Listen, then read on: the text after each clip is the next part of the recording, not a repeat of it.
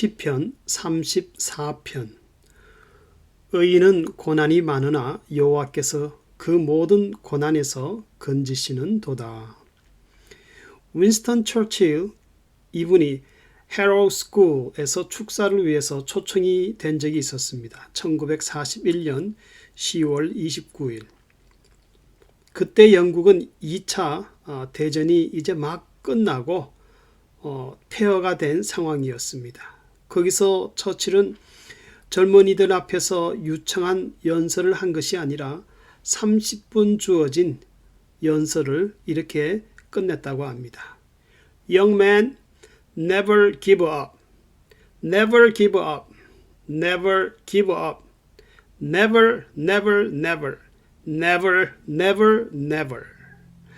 보통 사람이 이렇게 연설했다면 싱겁다고 했을 텐데 그 시대적 상황과 처칠이 살아온 방식이 너무나 그 연설과 잘 맞는 내용이었기 때문에 이 연설은 영국을 다시 일으키며 사람들은 오히려 큰 감동을 받았다고 합니다.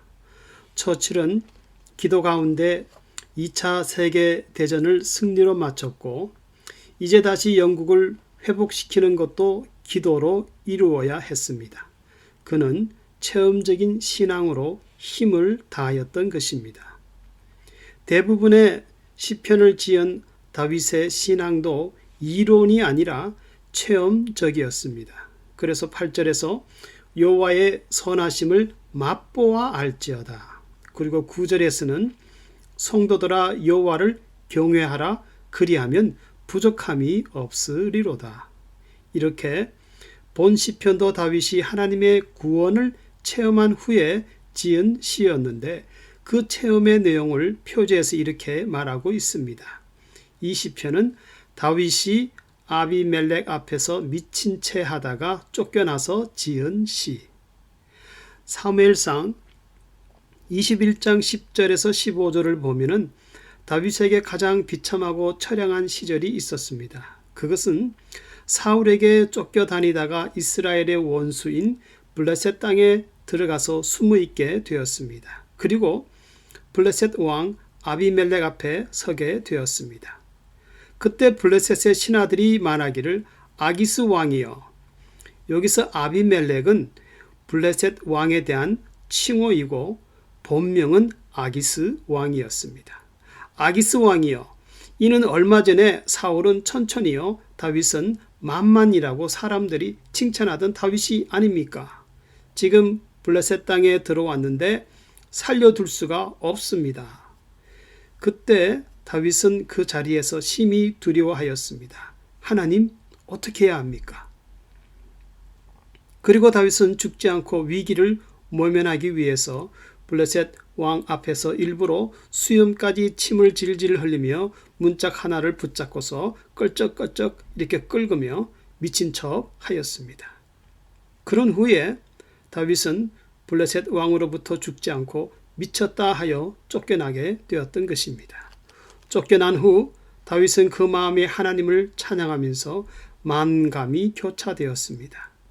젊은 시절 시냇가에서 돌멩이 5개를 주었지만 단 하나의 물맷돌로 블레셋 장수 골리앗을 이겼던 다윗이었는데 너는 칼과 창과 단창으로 내게 나오지만 나는 만군의 여호와의 이름으로 너에게 나아가노라 힘있게 외쳤던 용맹스런 다윗이었는데 지금은 살기 위해서 미친 척하며 살고 있으니 하나님께서 자신의 기도를 응답하심으로 하루하루를 견디는 그런 다윗이었습니다. 그러나 다윗은 인생의 아찔한 순간이 지나가고 난 후 고난 가운데서 일어나 하나님을 찬양하였습니다. 그리고 찬양할 때는 자기 혼자서만 일어나 하나님을 찬양하지 않고 자기와 같이 하나님을 체험한 모든 성도들을 향하여 같이 하나님의 그 은혜를 찬송하고 있습니다. 그래서 5절에서 내가 주를 앙망하고 광채를 입었으니 라고 이렇게 말하지 않고 저희들이 주를 앙망하고 광채를 입었으니 라고 복수형으로 말씀하고 있고 6절에서도 이 곤고한 자가 부르짖음에 여호와께서 들으시고 하는 말씀도 히브리 본문에서는 이 곤고한 자들이 poor people, 이 사람들이 부르짖음에 여호와께서 들으셨다고 말씀합니다. 또한 다윗은 다른 성도들이 가진 환난을 마치 자기가 당하는 환난처럼 여겼습니다.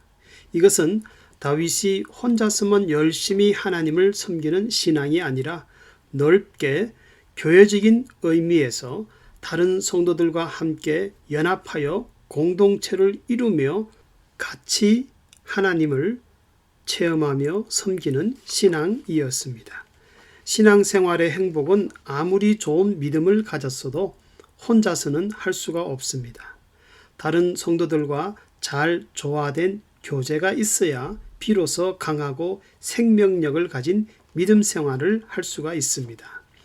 다윗이 성도로서 고난을 당할 때 그 마음에 흔들리지 않는 믿음이 있었습니다. 그것은 15절에서 여호와 하나님의 눈은 항상 성도들을 향하시고 그 귀는 부르짖는 성도들의 음성을 들으신다는 믿음이었습니다. 그래서 18절에서는 마음이 상한 자라 할지라도 이 마음이 상한 자, 이 히브리 원어에서는 복수 형태로 유리병이 깨져서 많은 조각이 생기듯이 마음에 많은 상처가 있을지라도 하나님은 가까이 계셔서 위로하시고, 그리고 고난을 당하는 성도들이 하나님께로 피할 때 그 믿음을 보시고 하나님은 성도들을 구원하여 주신다는 이 사실이 다윗의 흔들리지 않는 확고한 체험적인 믿음이었습니다. 성도님들은 지금 어떤 고난을 당하고 있습니까? 의인은 고난이 많으나 여호와께서 그 모든 고난에서 건지시는 도다. 과거 어린 시절 때 지붕 처마 밑에 제비가 집을 지었는데 하루는 갑자기 소낙비가 막 쏟아지자 제비가 날아다니다가 빨리 지붕 처마 밑으로 돌아와서 안전하게 피하는 모습을 보았습니다. 성도들도 고난을 당할 때는 여호와 하나님께로 빨리 피해야 긍휼함을 얻습니다. 말씀대로 살려고 하는 성도들에게는 세상에서 고난이 많습니다. 긁어치는 돌과 돌뿌리가 많고 가시가 많습니다.